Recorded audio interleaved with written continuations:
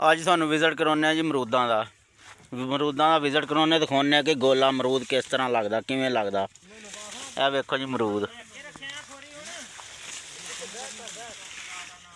Check ਕਰੋ ਅਮਰੂਦ ਦੇਖੋ ਜੀ। ਅਸੀਂ ਅਮਰੂਦਾਂ ਦੇ ਬਾਗ 'ਚ ਆਏ ਹਾਂ, ਤੁਹਾਨੂੰ ਅੱਜ ਦਿਖਾਉਂਗੇ ਅਮਰੂਦ ਲੱਗੇ ਹੋਏ ਕਿਵੇਂ ਅਮਰੂਦ ਲੱਗਦੇ। ਇੱਕ ਇੱਕ ਬੂਟੇ ਨੂੰ ਕੋਈ 5-5 ਮਣ ਅਮਰੂਦ ਲੱਗਦੇ, 5-5 ਮਣ। ਤੇ ਇਹ ਵੇਖੋ ਕੋਈ 5-5 10-10 ਮਣ ਅਮਰੂਦ ਇੱਕ ਇੱਕ ਬੂਟੇ ਨੂੰ ਲੱਗਦੇ। ਅਮਰੂਦ ਚੈੱਕ ਕਰੋ। ਇਹ ਆਏ ਅਸੀਂ ਬਾਗ ਦੇ ਵਿੱਚ, 87 ਚੱਕ 'ਚ ਬਾਗ ਆ। ਤੇ ਇਹ ਵੇਖੋ ਅਮਰੂਦ ਚੈੱਕ ਕਰੋ, ਮਾਸ਼ਾਅੱਲਾ। ਇਹ ਦੇਖੋ ਵਿਛੇ ਪਏ ਆ ਵੇ ਜ਼ਮੀਨ ਦੇ ਨਾਲ ਨਾ, ਜ਼ਮੀਨ ਨਾਲ ਬੂਟੇ ਲੱਗੇ ਪਏ, ਟੁੱਟਣੇ ਆਏ ਪਏ ਆ। ਜਿਹੜੇ ਬੂਟੇ ਨੂੰ ਦੇਖੋ ਇਸ ਤਰ੍ਹਾਂ ਹੀ ਹੈ ਜੀ, ਜ਼ਮੀਨ ਨਾਲ ਅਟੈਚ ਹੋਏ ਪਏ ਆ। ਇਹ ਵੇਖੋ ਇੱਕੋ ਬੂਟੇ ਥੱਲੇ ਬੈਠਾ ਮੈਂ।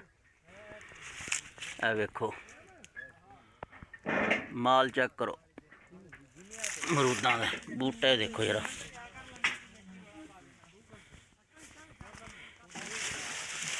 ਇਹ ਵੇਖੋ ਪਰ ਇੱਕ ਖਾਸੀਅਤ ਹੈ, ਅਮਰੂਦ ਪੱਕਦਾ ਪਾਣੀ ਦੇ ਸਿਰ 'ਤੇ ਹੀ ਹੈ। ਪਾਣੀ 'ਚ ਖੜਾ ਹੀ ਰਵੇ ਤਾਂ ਪਾਣੀ ਪੱਕਦੇ ਅਮਰੂਦ ਨੇ ਤਾਂ ਨਹੀਂ।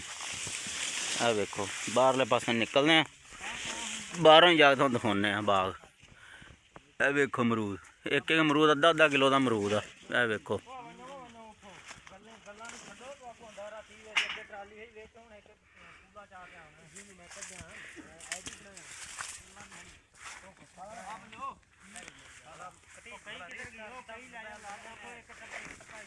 ਇਹ ਨਵੇਂ ਬੂਟੇ ਲਾਏ ਆ, ਪਿਛਲੇ ਸਾਲ ਲਾਏ ਆ।